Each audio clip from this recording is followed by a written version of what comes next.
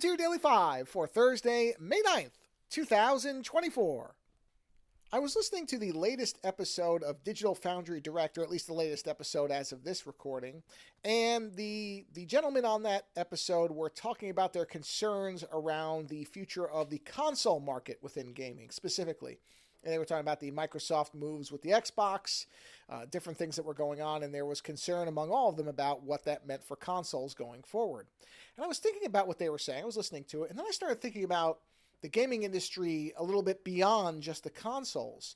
And of course, I'm sure everybody listening has seen some stories about layoffs in some company or another. There has been a dreaded recession just around the corner for 2 years now or something like that hasn't quite materialized, but was used by many companies as a justification for scaling back and reducing the workforce. Of course, some overhired and overplanned after COVID. So any number of things that are causing a lot of people to be out of work and a lot of prices on many things to be going up.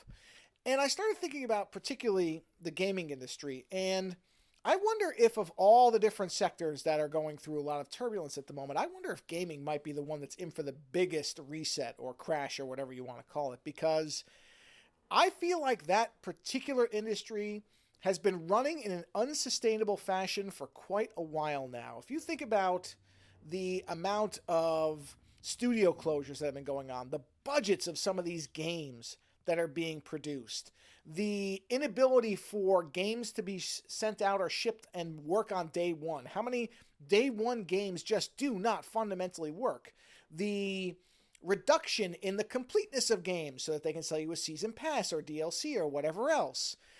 I just wonder if that sector is not really going to be in for a major wall that they're going to hit right into. I don't know. I have no kind of insider info, but it just feels to me, I mean, don't get me wrong, there's lots of places that are running in unsustainable ways, but in particular, gaming feels like the one that is riding the hardest along the cliffside.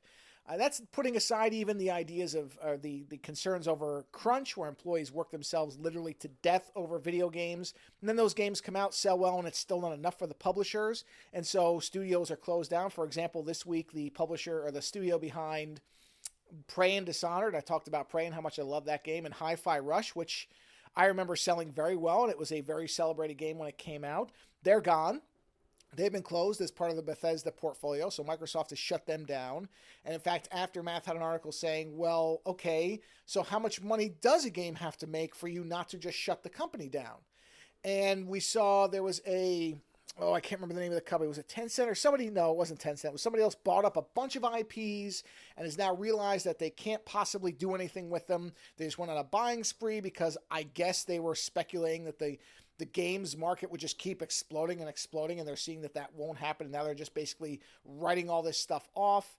And that's what I mean about gaming in particular. Feels like it's in a really, really bad spot. And don't get me wrong, I think it's overdue. Because I was thinking about this, I was talking about this with somebody the other day about Grand Theft Auto 5.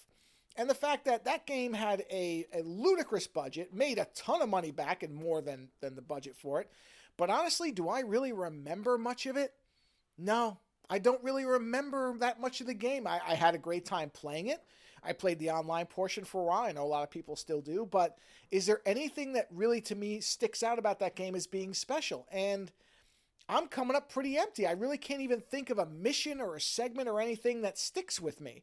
The way that I still remember Grand Theft Auto Vice City, because that game had such a style, and it arrived ahead of the big 80s nostalgia trend. It was one of the first things that was really going back to that. And I thought that, I can remember parts of that game crystal clear, and many others. But GTA 5, which I think at the time was, if it wasn't the most expensive game ever made, it was certainly one of them. And was that experience really worth all the human suffering and all the money that went into it? Don't get me wrong, it made the budget back, but I'm talking about in terms of an experience that you remember. Was it that good? I know it reviewed off the charts at the time, but of course they always do when they come out.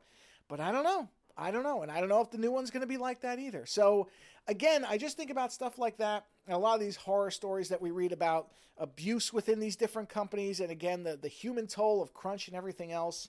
And I really wonder if gaming is headed for a big chasm. And it might be a very rough ride, but probably one that has to happen. So just something I was thinking about. Wanted to throw it out there.